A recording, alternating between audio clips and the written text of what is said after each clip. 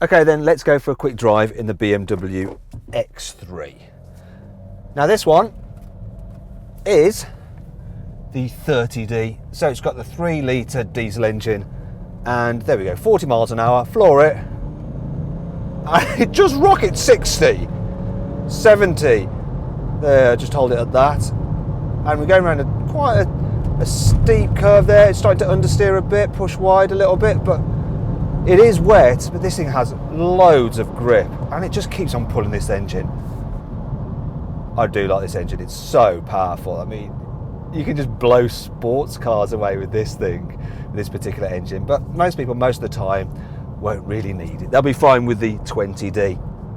Now, the car that I'm driving at the moment, it's M Sport, it's got 20-inch alloys, and this car, in order for it to handle as well as it does, I mean, BMW has had to give it pretty firm suspension, and that does ruin the ride quality. So on a broken surfaces, it just seems to fidget a lot, and I don't know if you can see it on our camera, but there's probably quite a lot of shake.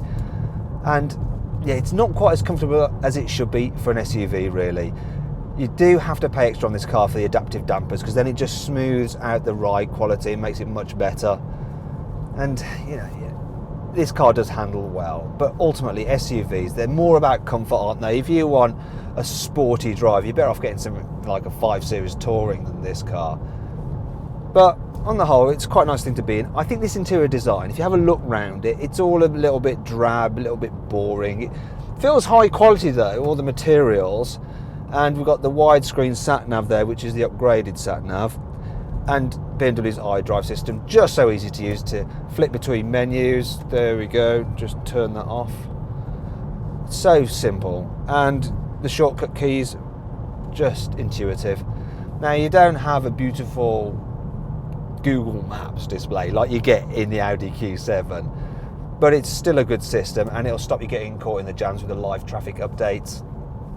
In terms of visibility, it's quite good in this car. BMWs tend to have thinner pillars. This isn't as good as some of the other cars because you do get quite a blind spot there, but other than that, looking around the cabin, it's not too bad.